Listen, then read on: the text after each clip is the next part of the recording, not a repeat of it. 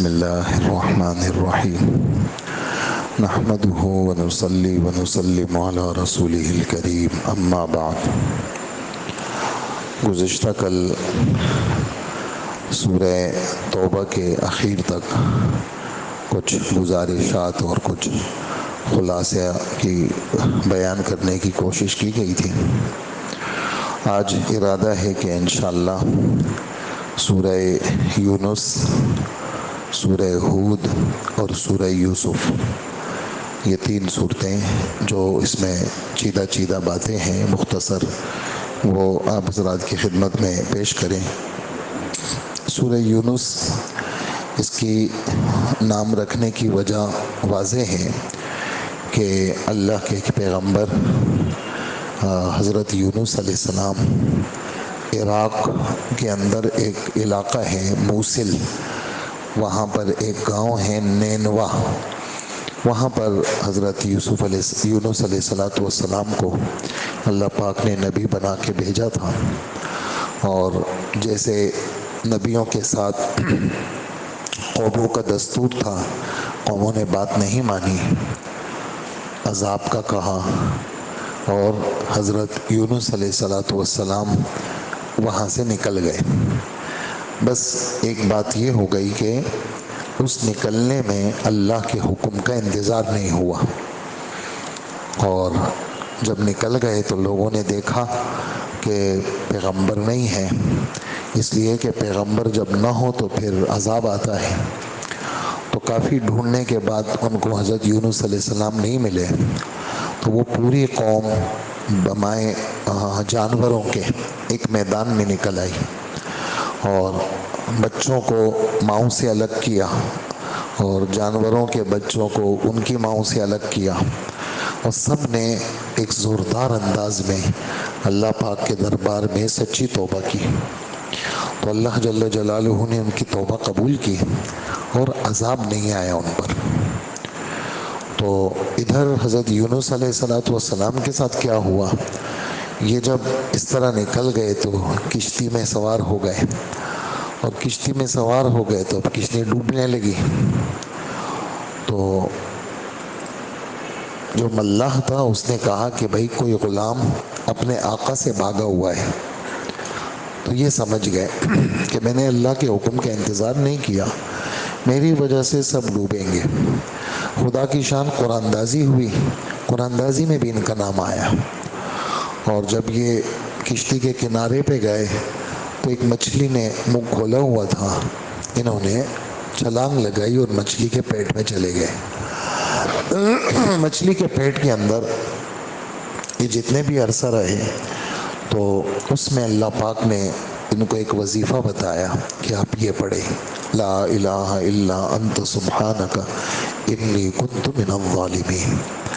اور اللہ جل جلالہ نے مچھلی کو حکم دیا کہ آپ نے ان کے بدن کو نقصان نہیں پہنچانا، اور جتنا بھی عرصہ یہ مچھلی کے پیٹ میں رہے، اس کے بعد اللہ پاک نے مچھلی کو حکم دیا، اس نے کنارے پہ آ کے قے کی، تو یہ کنارے پہ آ گئے زندہ۔ اللہ جل جلالہ نے ایک بیلدار درخت اگوایا ان کے سائے کے لیے، اور ایک جانور کو مقرر کیا، وہ آ کر کے ان کو دودھ پلاتی تھی وہ جانور، اور کافی بدن کچا ہو گیا تھا۔ کچھ عرصے کے بعد ان کی طبیعت ٹھیک ہوئی، اور اللہ جل جلالہ نے ان کو پھر اپنے قوم کی طرف بھیجا۔ اور یہ والی بات جو میں نے عرض کی ہے، یہ تقریباً 4-5 جگہ ہیں قرآن پاک میں مختلف جگہوں پہ، یہاں یہ بات نہیں ہے اس صورت میں۔ اس صورت میں صرف ایک آیت ہے جس میں یہ ان کی قوم کی توبہ کا ذکر ہے۔ یہ والی باتیں جو میں نے آپ کے سامنے پیش کی، 17واں پارہ سورہ انبیاء سے کچھ حصہ لیا میں نے، اور سورہ صافات 23واں پارہ اس سے کچھ حصہ لیا، اور سورہ قلم نون والقلم وما یسطرون اس کے آخر میں بھی ہے۔ یہ 3-4 جگہ سے تھوڑی باتیں لے کر کے یہ میں نے ایک خلاصہ حضرت یونس علیہ السلام کے بارے میں وہ آپ کے سامنے پیش کیا۔ باقی یہ جو تینوں صورتیں ہیں تو آپ بھی ماشاءاللہ پڑھتے ہوں گے، تلاوت آپ کے سامنے آتی ہوں گی۔ ان صورتوں کے اندر ابتدا اور انتہا. مثال کے طور پر سورہ یونس ہے، الف لام را سے اس کی ابتدا ہوئی، اور اس کی ابتدا میں اللہ پاک نے قرآن پاک کا سچ ہونا بتایا. اور قرآن پاک حکمت سے بھری ہوئی کتاب ہے. قرآن پاک کی حقانیت بتائی، ہمارے نبی کی رسالت بتائی کہ یہ کوئی تعجب کی بات تو ہے ہی نہیں کہ ہم نے ایک آدمی کو بھیجا اور ہم نے اس کو آسمانی باتیں دی اور اس آدمی کو ہم نے کہا آگے تبلیغ کرو. اس میں تعجب کی کیا بات ہے؟ اور کافر کہنے لگے تو جادوگر ہے، حالانکہ یہ تو کوئی بات ہی نہیں ہے.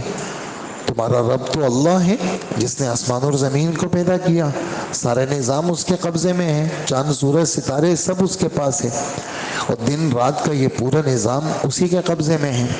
لیکن پھر بھی دنیا کا دستور ہے دو جماعتیں بنتی ہیں، بے ایمانوں کی جماعت، ایمان والوں کی جماعت. بے ایمان دوزخ میں اور ایمان والے جنت میں. اور جنت کے اندر ان کی آپس کی ملاقاتوں کے اندر دعا سلام جو ہوگی وہ اللہ کی بڑائی ہوگی، السلام علیکم ہوگا، سبحانک اللہم ہوگا. اور جب مجلس سے برخاست ہوں گے وآخر دعواہم ان الحمد للہ رب العالمین. جنتیوں کے آپس کے اندر جو جدائی ہوگی وہ الحمدللہ رب العالمین پہ ہوگی. تو اس صورت کے شروع میں بھی اللہ کی بڑا قرآن پاک کی عظمت، بالکل اخیر میں جا کر کے اسی صورت کے یعنی سورہ یونس اسی 11ویں پارے کے اخیر میں جا کے ختم ہوتی ہے یہ. وہاں پر بھی قرآن پاک کے بارے میں کہ وَاتَّبِعْ مَا يُوحَىٰ إِلَيْكَ مِن رَّبِّكَ، نبی جی آپ کو جو قرآن آسمان سے بھیجا جا رہا ہے آپ اس کی پیروی کریں. وَاتَّبِعْ مَا يُوحَىٰ إِلَيْكَ مِن رَّبِّكَ وَاصْبِرْ، اور آپ پریشان نہ ہوں، صبر سے کام لیں، فیصلہ اللہ کے پاس ہے اور وہ بہترین فیصلے والا ہے.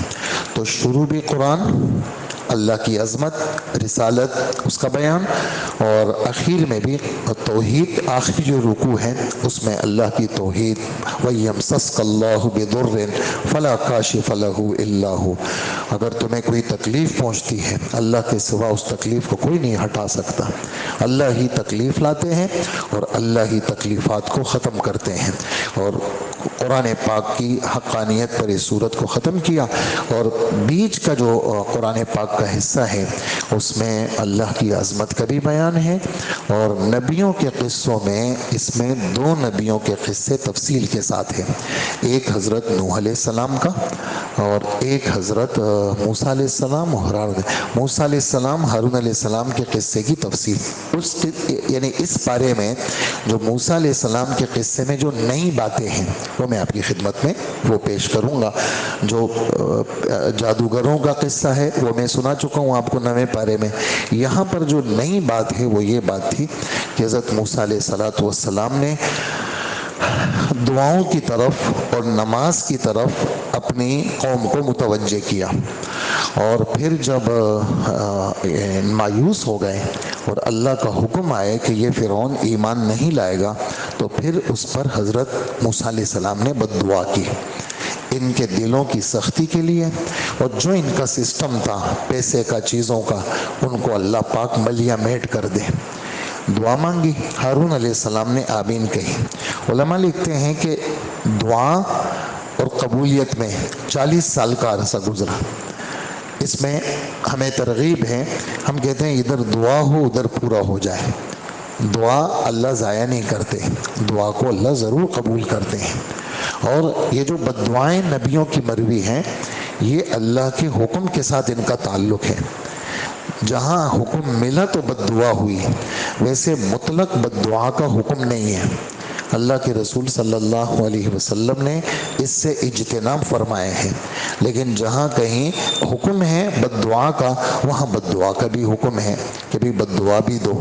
تو حکم سے ہٹ کر کے آدمی کوئی کام نہ کرے. اور دوسری نئی بات یہاں پر یہ ہے کہ جب حضرت موسیٰ علیہ السلام پار ہو رہے تھے اور ان کے ساتھ ان کی قوم 12 قبیلے سمندر میں راستے بن گئے اور یہ گزر رہے تھے. ان کا آخری آدمی نکل گیا اور فرعون نے جب دیکھا کہ راستے بن گئے تو فرعون بھی اس دریا میں کود پڑا اپنی فوج کے ساتھ. ان کا آخری آدمی نکل گیا اور فرعون اور اس کی قوم کا آخری آدمی دریا کے اندر آ گیا. تو اللہ پاک نے حکم دیا کہ دریا کو کہ آپس میں مل جاؤ. راستے ختم ہو گئے اور دریا آپس میں مل گیا. جب فرعون نے دیکھا کہ اب تو میں گیا، اس فرعون نے کلمہ پڑھنے کی کوشش کی اور کہنے لگا لا الہ الا الذی آمنت بہ بنو اسرائیل وانا من المسلمین. کوئی معبود برحق نہیں اس اللہ کے جس اللہ کے اوپر بنی اسرائیل ایمان لائے ہیں اور میں تو مسلمان ہوں. تو جواب ملا اس کو کہ پوری زندگی تیری نافرمانی میں گزری، اب جب یقین ہو گیا کہ میں مر رہا ہوں، اب تو کلمہ پڑھ رہا ہے، تو ایسے کلمے کا اعتبار نہیں. اور اس کی وضاحت ہمارے نبی حضرت محمد مصطفیٰ صلی اللہ علیہ وسلم نے یوں فرمائی ہے کہ توبہ تو تب قبول ہوتی ہے جب سانس آدمی کے یہاں تک نہ پہنچے. جب سانس یہاں تک آ جائے پھر توبہ کا دروازہ بند ہو جاتا ہے، اور اسباب موت جب یقینی ہو جائے کہ اب میں بچوں گا نہیں، ایسی صورت میں توبہ قبول نہیں ہوتی. اسی طرح توبے کا بڑا دروازہ ہے. میں حدیث شریف آپ کو سناؤں. اللہ کے رسول فرماتے ہیں وہ اتنا بڑا دروازہ ہے کہ اس دروازے کی صرف چوڑائی 70 سال کے مسافت کے برابر ہے. اتنا بڑا دروازہ ہے، لیکن وہ دروازہ کھلا ہوا ہے کب تک؟ جب تک سورج مغرب سے طلوع نہ ہو. جس دن سورج مغرب سے طلوع ہو جائے گا مشرق کے بجائے، تو اس وقت لوگ کلمہ پڑھیں گے لیکن ان کی توبہ قبول نہیں ہوگی. یہ بات کہاں پر ہے جو میں نے پیش کی؟ یہ والی بات تو حدیث میں ہے، لیکن توبہ کی قبولیت نہ ہونے کے لیے کوئی آیت بھی ہے. وہ 8واں پارہ سورہ اعراف سے پچھلا جو رکوع ہے وہاں یہ والی بات ہے. وہ ہم اپنے تفسیر میں کافی یعنی باتیں ہوتی ہیں تو رہ جاتی ہے، تو یہ والی بات وہاں پر ہے جس میں ہمارے رب فرماتے ہیں یوم یاتی بعض آیات ربک لا ينفع نفسا ایمانها. جس دن تیرے رب کی بعض نشانیاں آئیں گی تو لوگوں کا ایمان لانا ان کے لیے قابل قبول نہیں ہوگا. بعض نشانیاں تیرے رب کی کون سی؟ یہ والی نشانی. کون سی والی؟ سورج کا مغرب سے. سب حاضر ہیں نا سارے ساتھی؟ تھوڑی دیر کی بات ہے، انشاءاللہ ختم ہو جائے گی بات، تو حاضر رہیں تو ہمیں بیان کرنے میں سہولت ہوگی. تو یہ یہاں اس صورت کے اندر یعنی پھر فرعون کے لیے ہمارے رب نے یہ بات فرمائی کہ تمہاری لاش ہم قیامت تک اس کو وہ رکھیں گے، محفوظ رکھیں گے، تاکہ بعد میں آنے والے لوگ وہ عبرت حاصل کریں کہ ایک ایسا آدمی بھی گزرا تھا جو اپنے آپ کو بڑا خدا کہتا تھا، دیکھو آج اس کی لاش پڑی ہوئی ہے. تو یہ نئی بات تھی جو اس سورہ یونس کے اندر ہمارے رب نے بیان فرمائی. اسی طرح قرآن پاک نصیحت سے بھری ہوئی کتاب ہے. قرآن پاک ظاہری باطنی بیماریوں کا علاج ہے. قرآن پاک ہدایت کا سبب ہے، رحمت کے اترنے کا سبب ہے. یہ والی بات یعنی قرآن پاک کا شفا ہونا، سبب رحمت ہونا، سبب ہدایت ہونا، یہ والی بات بھی اس صورت کے اندر ہے کہ قرآن پاک ایسی کتاب ہے کہ جس کی نظیر نہیں ہے دنیا کے اندر. اور ہر مسلم کے ذمے ہے کہ وہ اپنے آپ کو اس پاک کلام کے ساتھ وہ جوڑے رکھے اور اپنے آپ کو منسلک رکھے.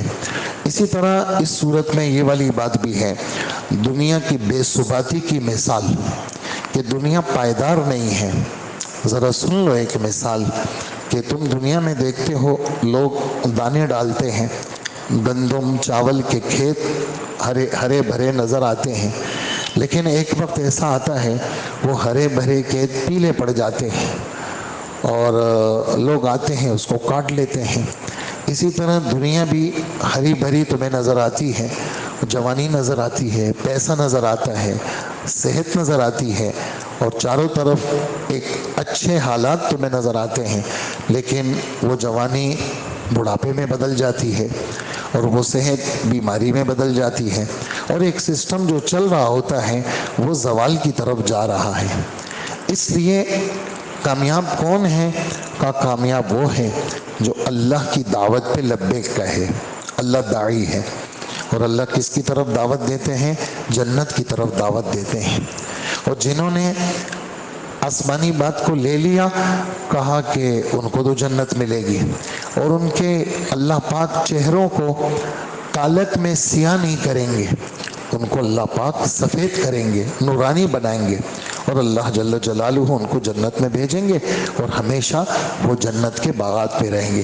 تو یہ ملے جلے مضامین، قرآن پاک کی حقانیت، ہمارے رب کی بڑائی، ہمارے نبی کی رسالت، اور پھر نبی کی رسالت، نبی صرف اکیلے آپ نہیں ہیں، حضرت نوح علیہ السلام بھی نبی تھے، حضرت موسیٰ علیہ السلام کی بات بھی آئی، ہارون علیہ السلام کی بات بھی آئی، اور اسی طرح محنت کے تو ہم مکلف ہیں کہ بھئی آدمی محنت کرے، دعا کرے، لیکن کسی کو پکا پکا مومن بنانا اور کسی کو پکڑ کے جنت میں ڈالنا، یہ ہمارے بس میں نہیں ہے۔ یہ بات بھی اسی صورت میں ہے، یعنی پورے قرآن میں یہ جو میں نے ابھی جملہ کہا، یہ بات یہاں پر ہمارے رب نے سورہ یونس کے اخیر میں ذکر فرمائی ہے۔ کیا فرماتے ہیں کہ وَمَا كَانَ لِنَفْسٍ أَن تُؤْمِنَ إِلَّا بِإِذْنِ اللَّهِ، جتنے بھی انسان ہیں یا جتنے بھی جنات ہیں، اللہ کے حکم کے بغیر کوئی مسلمان ہو نہیں سکتا۔ أَفَأَنْتَ تُكْرِهُ النَّاسَ حَتَّى يَكُونُوا مُؤْمِنِينَ، آپ لوگوں کو مجبور کریں گے کہ سب مسلمان ہو جائیں؟ یہ تو نہیں ہے، کسی کے بس میں بھی نہیں ہے۔ ہاں، محنت بس میں ہے، سمجھانا بس میں ہے، دعا بس میں ہے، کوشش بس میں ہے، باقی کسی کو پکڑ کے لے کے آنا یہ ہمارے بس میں نہیں ہے۔ یعنی اس جملے میں دونوں باتیں آ گئی، تسلی بھی آ گئی، تسلی بھی آ گئی اور ترغیب بھی آ گئی۔ کوشش سے تو پیچھے نہیں ہٹنا، لیکن اگر کوئی ہماری بات کو نہ لے تو ہم نے مایوس نہیں ہونا۔ کیوں؟ اس لیے کہ ہدایت تو اللہ کے پاس ہے، ہمارے پاس تو ہدایت بھی نہیں ہے۔ اپنی سی کوشش کرنا یہ ہمارے بس میں ہے، اور باقی ہمارے بس میں دعا ہے، ہدایت کسی کو منزل مقصود تک پہنچانا یہ ہمارے بس میں نہیں۔ یہ تو اس سورت کے مضامین تھے۔ آگے جو سورت ہے سورہ ہود، آپ جانتے ہیں قوم عاد کی طرف جس پیغمبر کو بھیجا گیا تھا وہ حضرت ہود علیہ السلام تھے۔ ان کا جو علاقہ ہے یہ بھی سعودی عرب کے اندر ہے، اور سورہ احقاف جو 26ویں پارے میں ہے، ان کے علاقے کے اندر جیسے آپ نے دیکھا ہوگا ریگستانی جو علاقہ ہوتا ہے وہاں پر جیسے ہوائیں جب چلتی ہیں تو یہ ریگستانی علاقے کی جو مٹی ہوتی ہے نا یہ تہ بتہ ہو جاتی ہے، جب آپ دیکھتے ہیں نا ہواؤں کی وجہ سے اس کی تہ بن جاتی ہے، تو ان کا جو علاقہ تھا وہ ایسا علاقہ تھا۔ تو احقاف اس ریت کے تہ بتہ تودوں کو کہتے ہیں، تو ان کا علاقہ وہ تھا، اور یہ بھی یہیں سعودی عرب کے اندر ہی اس کا علاقہ، جیسے قوم صالح کا جو علاقہ ہے، حضرت صالح علیہ السلام کی قوم کا مدائن صالح یہ بھی یہیں پر ہے۔ یہ جو تبوک کی طرف راستہ جاتا ہے العلا، وہاں انہوں نے ایئرپورٹ بھی بنایا ہے اور وہاں تفریح کی جگہ بھی بنائی ہے، اور مدائن صالح، تو وہاں حضرت صالح علیہ السلام کے جو قوم تھی ان کے وہاں پر کھنڈرات ہیں۔ اسی طرح قوم عاد کے بھی وہیں پر ہیں۔ تو یہ ان پیغمبر کا چونکہ اس صورت میں قصہ ہے، اگرچہ اس سے ہٹ کر کے اور بھی قصے ہیں، تو اس صورت کے اندر بھی بالکل شروع میں الف لام را، قرآن پاک کا سچ ہونا، کتاب احکمت آیاتہ، پکی پکی یقینی آیتیں، کہاں سے؟ ایک حکمت والی ذات کی طرف سے اور ایک جاننے والے ذات کی طرف سے، ہاں، من لدن حکیم خبیر۔ اور اس قرآن کا بڑا مضمون کیا ہے؟ نمبر 1، اللہ تعبدوا الا اللہ، لا الہ الا اللہ، عبادت صرف کس کی ہے؟ اللہ کے सिवा कोई भी नहीं। नंबर 2, रिसालत को मानो, इन्ननी लकुम मिन्हु नज़ीर व बशीर, जन्नत की खुशखबरी देने वाला, दोज़ख से डराने वाला, ये रिसालत। और ए लोगों, तुम्हें क्या तरगीब है? इस्तगफिरू रब्बकुम, अपने गुनाहों को बख्शवाओ। हम तो कहते हैं इस्तिग़फ़ार पढ़ो। हज़रत शाह अब्दुल कादिर साहब का तर्जुमा सुन लीजिए। शाह अब्दुल कादिर साहब इस्तग़फिरू का तर्जुमा करते हैं अपने गुनाहों को बख्शवाओ, अल्लाह से अपने गुनाहों जो पीछे हुए हैं वो बख्शवाओ, और तूबू इलैह, आइंदा का मामला ठीक कर दो। दोनों अलग अलग चीज़ें, इस्तिग़फ़ार अलग चीज़ है, तौबा अलग चीज़ है, समझने की बात है ये। इस्तिग़फ़ार अपने गुनाहों को बख्शवाओ, तूबू इलैह, आगे के मुस्तक़बिल के मामलात को ठीक करो। तो अल्लाह यहाँ पर भी यही है, इस्तग़फिरू रब्बकुम सुम्मा तूबू इलैह, पीछे माफ़ी करवाओ, आगे ठीक करो। क्या करेंगे? हम तुम्हारी दुनिया के हालात ठीक कर देंगे। ये दावत है हमारे रब की तरफ से, सूरह हूद की बिल्कुल शुरू की आयत। और अल्लाह पाक ने फिर अपनी कुदरत का बयान, सहाबा किराम को अल्लाह की ज़ात का इस्तिहज़ार ऐसा मिल गया था।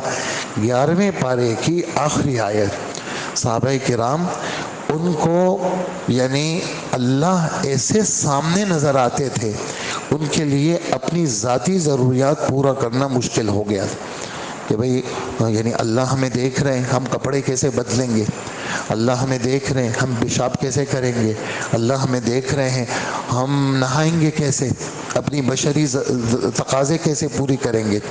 उस पर हमारे रब ने ये वाली आयत नाजिल फरमाई कि इतने तकल्लुफ़ात की ज़रूरत नहीं है, अल्लाह पाक तो हर चीज़ से वाकिफ़ है।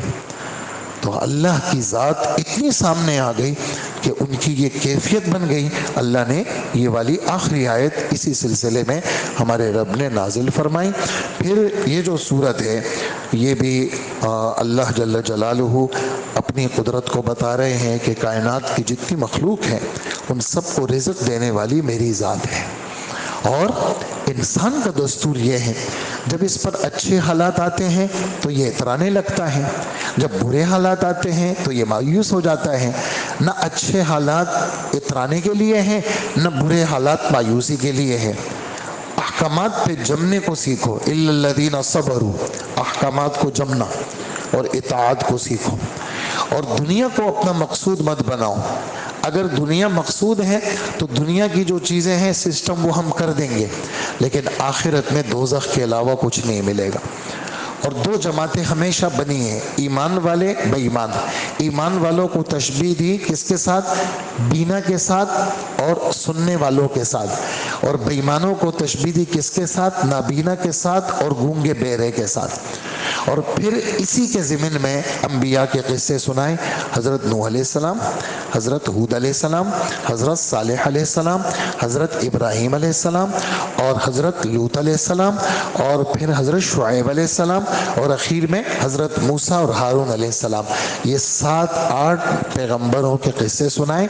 आप किस्सों की वजह मैं आपको अर्ज़ कर चुका हूँ, और इसमें जो नई नई बातें हैं वो मैं आपकी खिदमत में 1-2 पेश करूँगा। वो ये है कि हज़रत नूह अलैहिस्सलातु वस्सलाम के बेटे मुसलमान नहीं थे और 950 साल तबलीग की। ये वाली बात कहाँ है? ये 20वें पारे में है, 950 साल तबलीग। और फिर अल्लाह जल्ल जलालुहु ने, और कौम बड़ी बदतमीज़, अल्लाह पाक ने फरमाया किश्ती बनाओ, वो किश्ती का मजाक उड़ाने लगे। किश्ती का मजाक उड़ाना और आवाज़ें कसना, तकलीफ़ें देना, और खैर किश्ती बन गई। ईमान वाले, और अल्लाह पाक ने फरमाया हर जानवर का एक एक जोड़ा वो सवार करा दे और ईमान वालों को सवार करा दे, इसलिए कि पानी का अजाब आएगा और पूरी दुनिया में आएगा। पूरी दुनिया में कोई भी नहीं बचेगा, सिर्फ आप बचेंगे, आपके मानने वाले बचेंगे। और बेटे को दावत दी, बेटा मुसलमान हो जाओ, आ जाओ। कह रहे नहीं, मुझे ज़रूरत नहीं है आप लोग के साथ आने की। पानी का अगर अजाब आ भी गया, ये सामने पहाड़ है, वहाँ चढ़ जाऊँगा। पानी कितना होगा? नीचे नीचे होगा, मैं बच जाऊँगा। वालिद साहब ने कहा कि बेटा आज अल्लाह के अजाब से कोई नहीं बच सकता, آ جاؤ، نہیں بات ہی مانی۔ عذاب آ گیا جی، عذاب ایسے آیا کہ آسمان سے بھی پانی، زمین سے بھی پانی، یہاں تک کہ گھروں کے اندر جو تندور تھے اس سے بھی پانی، پانی ہی پانی۔ کشتی والے بچ گئے، 6 مہینے تک کشتی یعنی پانی میں رہی۔ اب اللہ جل جلالہ اعلان کر رہے ہیں، اللہ اکبر۔ اس پر میں آپ کو قصہ سناؤں کہ قرآن پاک کی آیات کا مقابلہ بہت سارے لوگوں نے کیا۔ ایک بہت بڑا سمجھدار آدمی کہنے لگا کہ لوگ کہتے ہیں قرآن کا ٹکر نہیں ہے، میں اس کے ٹکر میں لکھتا ہوں، کہ قرآن کے ٹکر میں میں کتاب لکھتا ہوں۔ تو جیسے ہی اس نے یہ کھولی تو یہ والی آیت سامنے آ گئی جو میں ابھی سنانے لگا ہوں آپ کو۔ آیت کیا ہے؟ اللہ جل جلالہ اعلان کر رہے ہیں، وَقِيلَ يَا أَرْضُ ابْلِعِي مَاءَكِ، اللہ اعلان کر رہے ہیں اے زمین اپنے پانی کو نگل لے، اور اے آسمان تھم جا، ابھی مزید بارش نہیں برسانا۔ اور کشتی کو اللہ پاک نے جودی نامے ایک پہاڑ تھا اس پہ اللہ نے رکوا دیا، اور کافروں کی ہلاکت کا فیصلہ ہو گیا، اور یہ اعلان ہو گیا کہ کافروں پر خدا کی لعنت۔ یہ آیت جب اس آدمی نے دیکھی، اس نے کہا میں تو اس کا مقابلہ نہیں کر سکتا، میں زمین کو کیسے حکم دوں؟ زمین کو حکم کون دے سکتا ہے؟ زمین کا پیدا کرنے والا۔ آسمان کو حکم کون دے سکتا ہے؟ آسمان کا پیدا کرنے والا۔ زمین پانی کو نگل لے، آسمان بس کر لے، اور کشتی کو وہاں ہم نے رکوا دیا اور اعلان کر دیا کہ ظالم تباہ ہو گئے۔ تو یہ دیکھا اس نے تو اللہ پاک ہدایت مقصود تھی، کلمہ اس آدمی کو پڑھوا دیا۔ اب میں اس کا مقابلہ نہیں کر سکتا، قرآن کا مقابلہ کون کرے گا؟ اس موقع پر حضرت نوح علیہ السلام نے درخواست کی، یا اللہ میرا بیٹا، آپ نے فرمایا تھا کہ میں آپ کے اہل کو بچاؤں گا، یہ میرا بیٹا آج تباہ ہو رہا ہے، آپ میری مدد کریں۔ اس پر اللہ پاک نے جواب دیا کہ نوح یہ آپ کا نہیں ہے، اگر آپ کا ہوتا تو یہ کلمہ پڑھتا، جس کا عمل ٹھیک ہوتا تو یہ آپ کا تھا، اس کا عمل خراب تھا تو یہ آپ کا نہیں ہے۔ اور دیکھو اس طرح کافروں کی سفارش میں کسی کی نہیں مانتا۔ اگر کوئی اپنے سگے کی اور وہ سگا کافر ہو اس کی سفارش کرتا ہے، ہم نہیں مانیں گے، اور ہم آپ کو اس کی نصیحت کرتے ہیں آئندہ آپ نے ہم سے یہ والی درخواست نہیں کرنی۔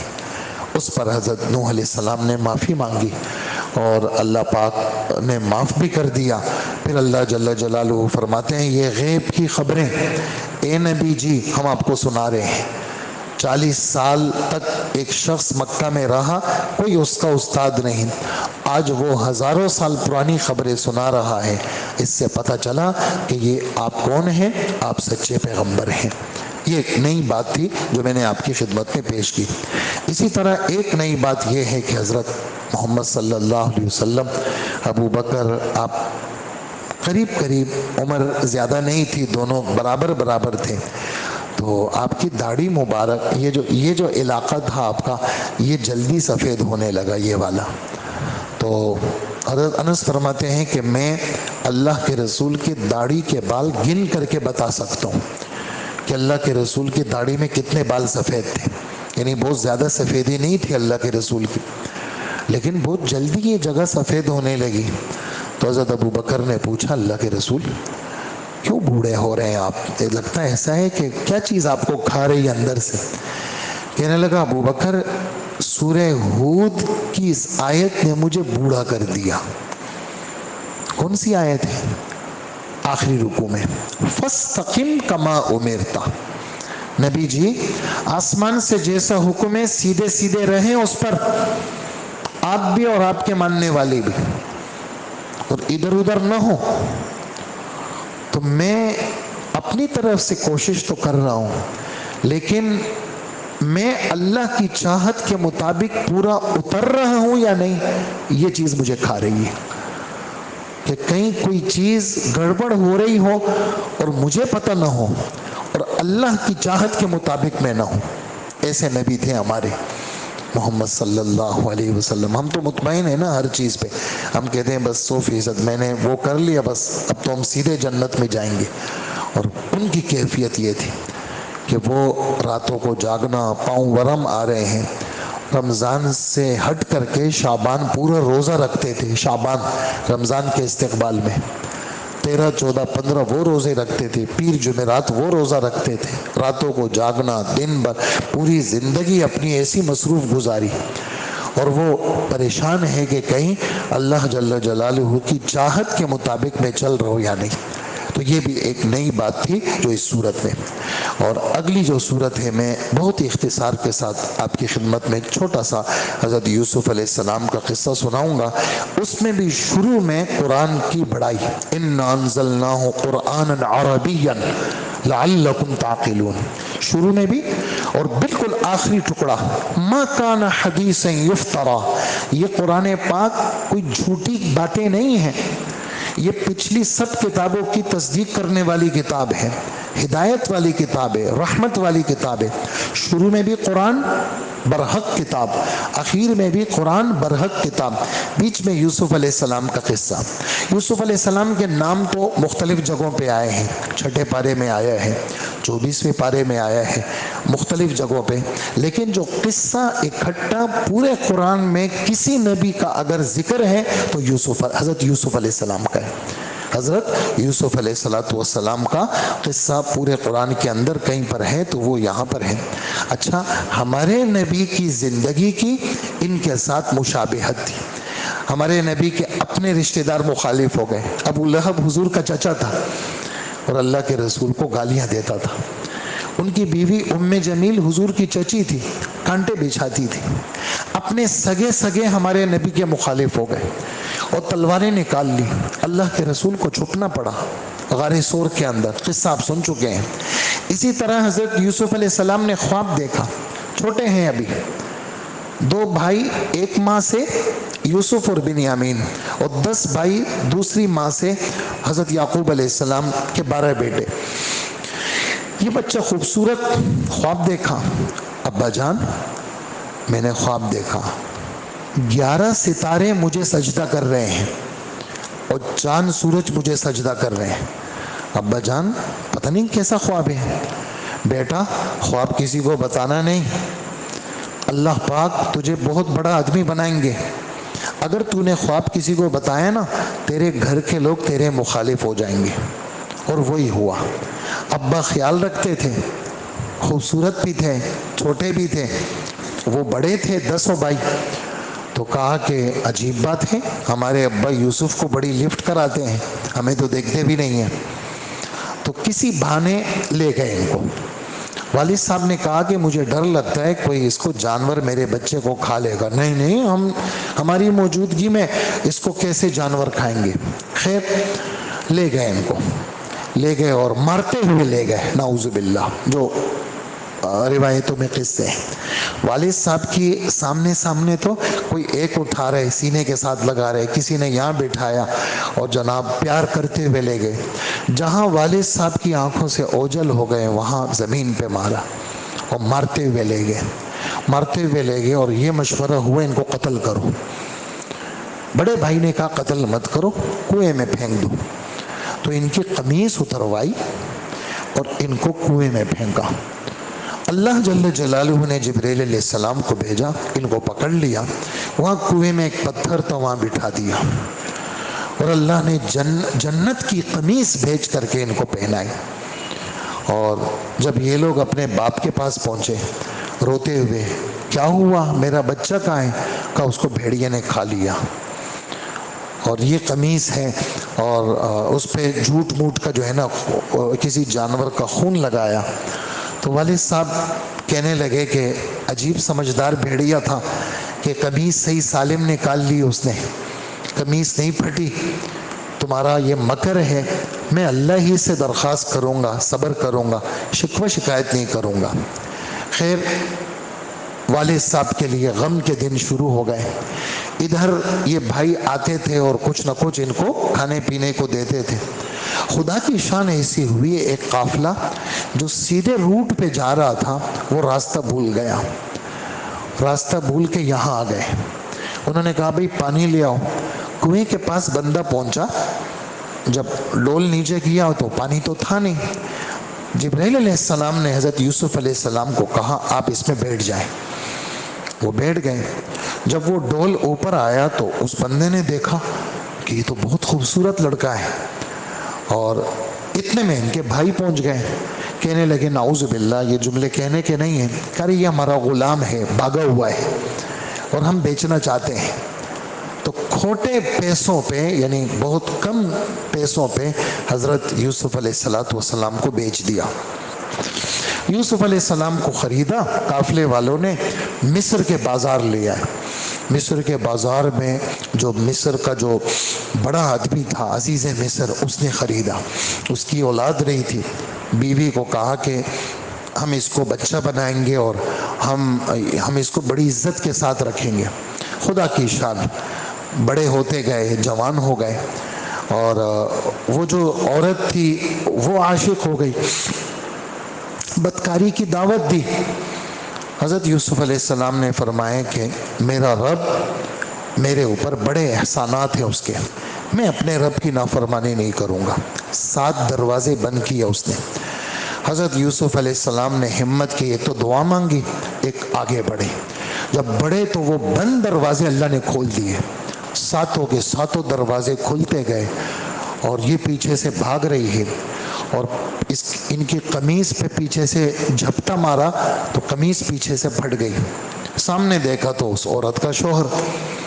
عورت نے مکر بنایا، کہنے لگی کہ اس نے میری عزت پہ ہاتھ ڈالا اور کیا آپ سزا دیں گے اس کو؟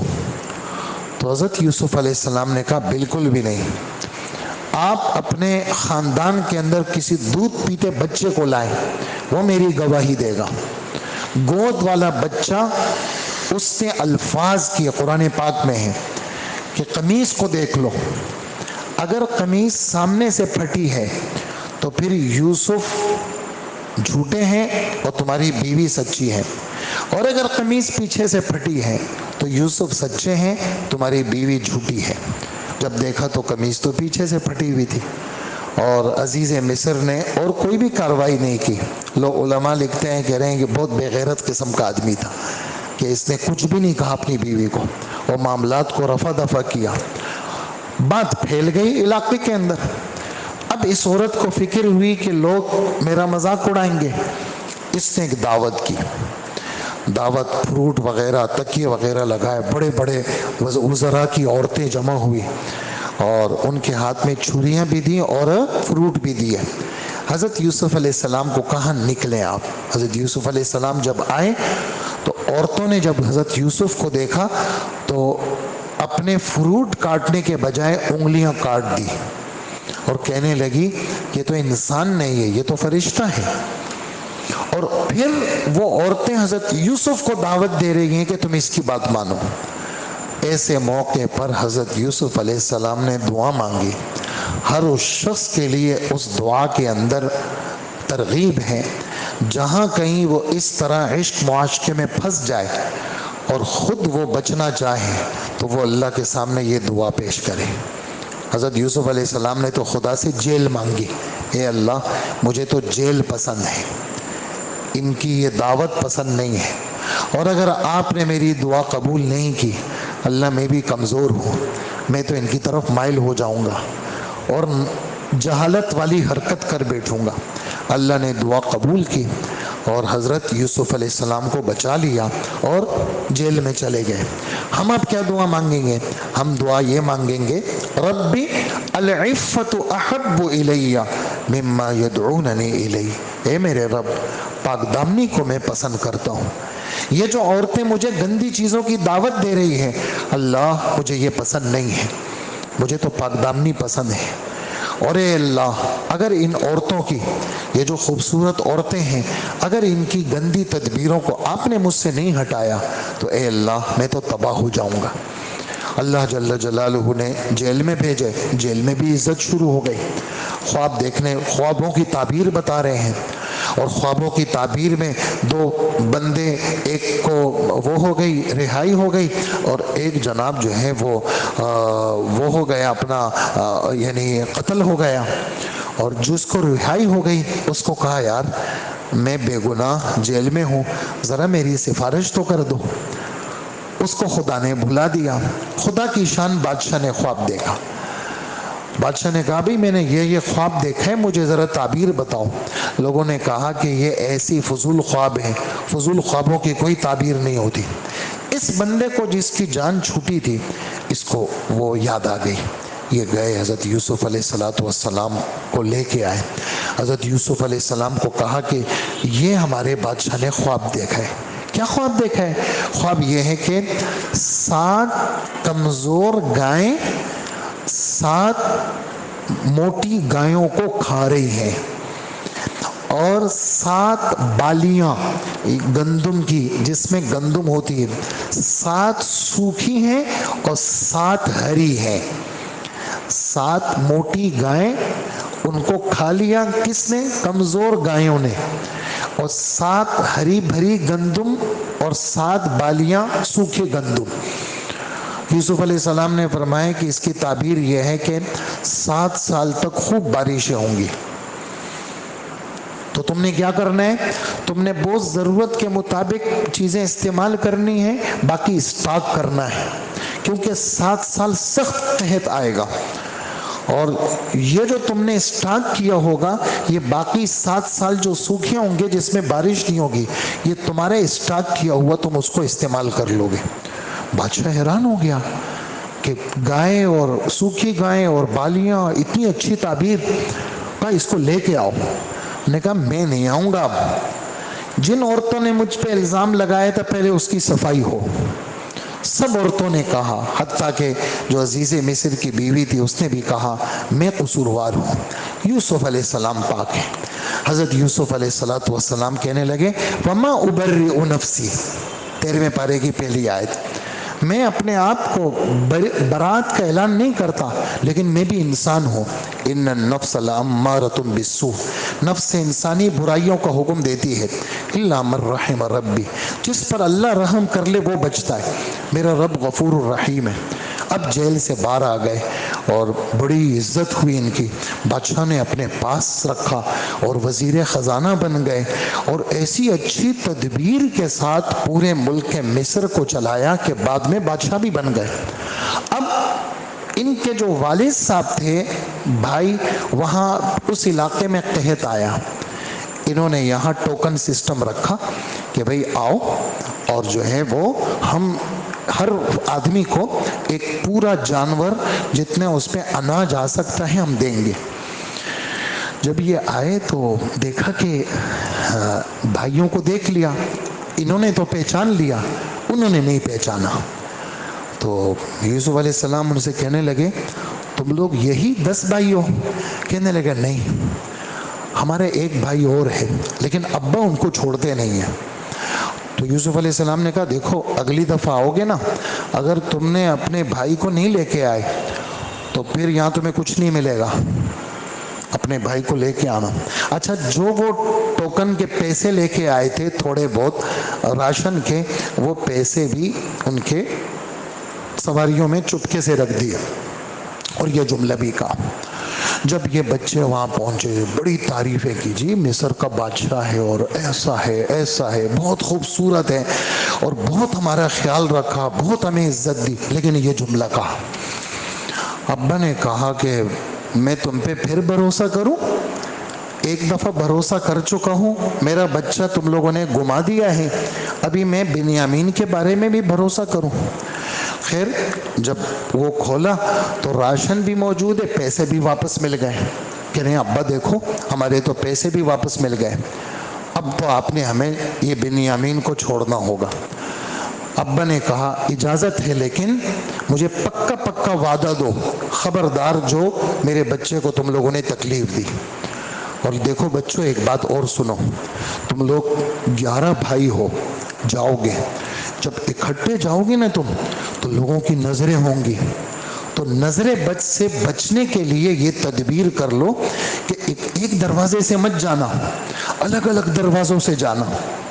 اللہ پاک فرماتے ہیں کہ الگ الگ دروازوں سے جانے سے اللہ کا حکم بدل تو نہیں سکتا، لیکن یہ ایک تدبیر تھی حضرت یعقوب علیہ السلام کے دل کی، اور انہوں نے یہ جملہ بھی کہا کہ یہ الگ الگ دروازوں سے جانا یہ اللہ کی تقدیر کو نہیں بدل سکتا، میرا بھروسہ تو اللہ ہی پر ہے، اور اللہ کے سوا کسی پر بھروسہ نہیں، اللہ پر بھروسے والے۔ لیکن یہ میری ایک تدبیر ہے، جیسے نظر بد سے بچنے کے لیے اگر کوئی تدبیر کرے تو کوئی حرج نہیں ہے۔ اس پر میں آپ کو ایک حدیث سناؤں۔ حضور صلی اللہ علیہ وسلم فرماتے ہیں اپنی چیزوں کو چھپایا کرو، ہر آدمی کو اپنی تفصیلات مت بتاؤ، میرے یہ انویسٹمنٹ ہے، میرا یہ کاروبار ہے، پتہ ہے تمہیں میں مہینے میں اتنا کماتا ہوں، نہیں بتایا کرو۔ استعینوا علی قضاء حوائجکم بالکتمان، اپنی ضرورتوں کے پورا کرنے میں چھپانے سے مدد لیا کرو، چیزوں کو چھپایا کرو، مت بتایا کرو لوگوں کو۔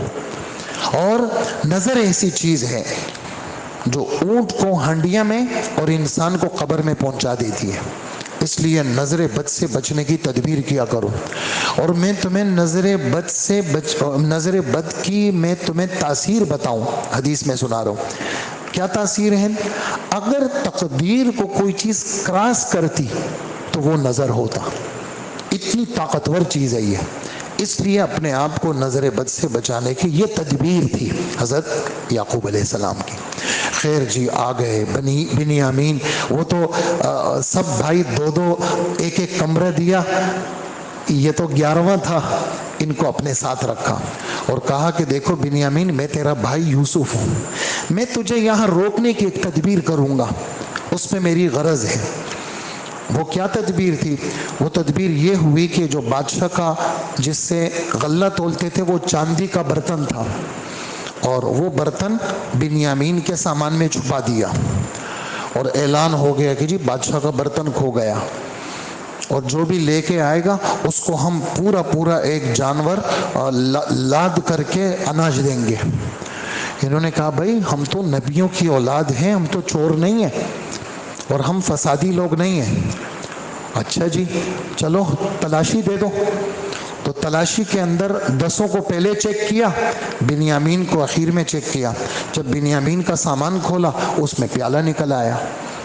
اب کیا سزا ہے؟ کہا جی ہمارے مصر کا قانون یہ ہے کہ جو چور پکڑا جاتا ہے اسی کو پورے کو رکھ لیتے ہیں، اس کو نہیں چھوڑتے۔ ہم میں سے کسی کو رکھ لیں آپ؟ نہیں، کبھی بھی نہیں، ہم تو انہیں کو رکھیں گے۔ یہ ساری بات بتانے کے بعد ہمارے رب فرماتے ہیں یہ جو تدبیر تم سن رہے ہو نا، یہ ساری تدبیر ہم نے یوسف کو بتائی تاکہ بنیامین رک جائے، اور بنیامین جب رک گیا تو کھلبلی مچ گئی، بڑے بھائی بھی رک گئے، کہنے لگے میرے تو منہ دکھانے کے قابل نہیں رہا۔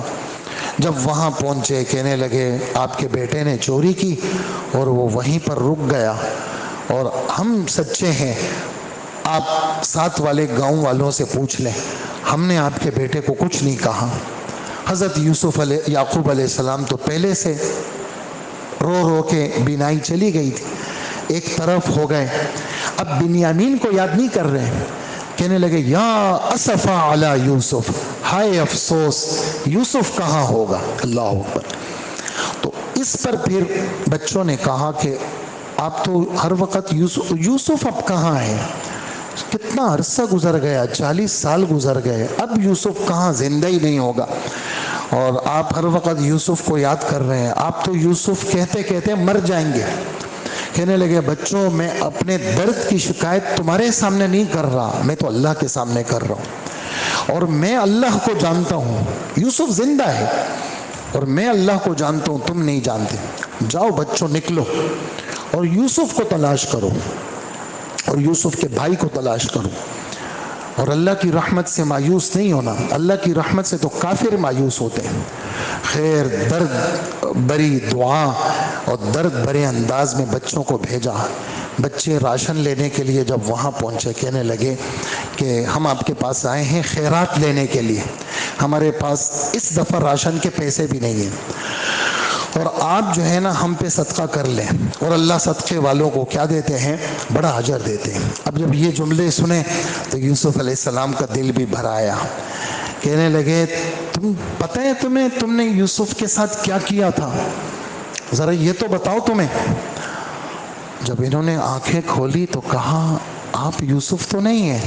کہا ہاں میں یوسف ہوں، یہ میرا بھائی ہے، اللہ نے ہم پہ انعام کیا، تقوی کا اور صبر کا یہی بدلہ ہے۔ تو بھائی کہنے لگے آپ کو تو اللہ نے جتوا دیا ہم سے، اور ہم گناہگار ہیں، اب آپ کیا بدلہ لیں گے؟ کہا کوئی بدلہ نہیں لوں گا، میں نے تم سب کو معاف کر دیا، یہ میری قمیص ہے یہ لے جاؤ، اور میرے ابا کے جو نابینا ہو چکے ان کی آنکھوں پہ پھیر دو، تو میرے ابا کی بینائی اللہ لے آئیں گے واپس۔ اب یہ قافلہ خوشی خوشی واپس آ رہے جی۔ ادھر حضرت یعقوب علیہ السلام گھر میں ہیں، کہنے لگے بچوں ذرا بوڑھے ہیں، پوتوں نواسوں کو کہہ رہے ہیں بچوں مجھے تو اگر تم مجھے پاگل نہیں سمجھو نا تو مجھے یوسف کی خوشبو آ رہی ہے۔ وہ کہنے لگے ابا آپ میں ہم کیا کہیں آپ کو، آپ وہی پرانی باتیں کر رہے ہیں، یوسف کہاں ہوگا؟ خیر وہ آ گئے جی کہ یوسف زندہ ہے، یوسف بادشاہ ہے، اور آنکھوں پہ قمیض پھیری، بینائی بھی آ گئی۔ بھائیوں نے کہا کہ ابا جان آپ ہمارے لیے اللہ سے معافی مانگے، تو ابا جان نے کہا ابھی تہجد کا وقت آنے دو، میں تم سب کے لیے اللہ سے معافی مانگوں گا۔ خیر جی خوشی خوشی قافلہ روانہ ہوا۔ جب وہاں پہنچے تو ان کی شریعت میں تعظیم کے لیے سر کو ایسا کرنا جائز تھا، ہماری شریعت میں نہیں۔ ہماری شریعت میں ہر وہ چیز جس میں شرک کی بو ہے اس کی اجازت نہیں، ان کی شریعت میں اجازت دی۔ یہ 11 بھائی اور یہ یعقوب علیہ السلام ان کی بیوی، انہوں نے تعظیماً حضرت یوسف علیہ السلام کے سامنے جیسے ایک تعظیماً سر جھکایا، وہ سجدے سے اس کو تعبیر نہیں کریں گے، عظمت کے لیے عزت دینے کے لیے سر جھکانا ان کی شریعت میں جائز تھا۔